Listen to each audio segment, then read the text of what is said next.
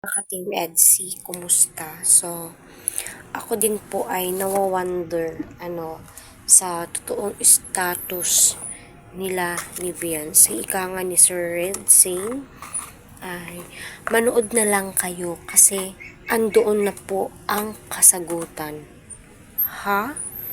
Napapaisip ako, manood na lang daw ho tayo sa mga upload ni Kalinga Prab patungkol sa EDSI dahil yung mga tanong natin andoon na po yung mga sagot. So totoo yung nararamdaman ko as viewers na may namamagitan na pero hindi pa po officially na sila, no? Yun yung pagkakaintindi ko, no? Parang nasa kumakalahati na po sila. Kung getting to know each other, why not? Diba? Kasi nga, kung tutuusin, medyo mahaba-haba na din po ang kanilang pinagsamahan as a Kalingap Serye couple. Kaya, wala naman pong masama. Kasi nakasuporta naman po ang parents ni Beyonce.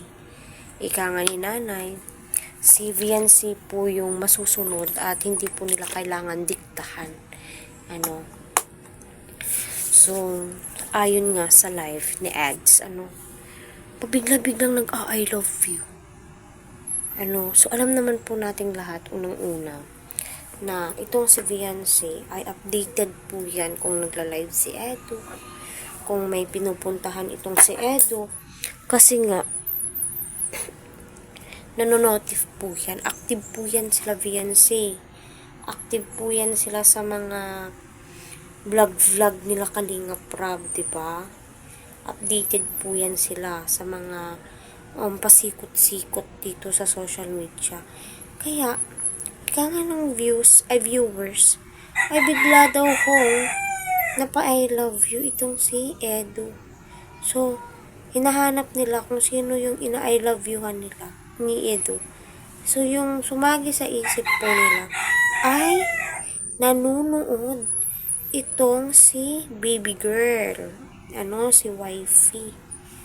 Nanonood itong si wifey.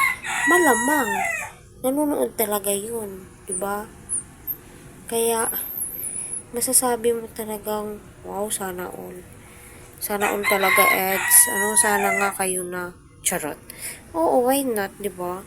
Wala naman masama, single naman po si Edo, single naman si Beyonce, at kung alam po ni Beyonce kung ano po yung tama at mali, diba? Di na po bata si Beyonce, dalaga na po yan.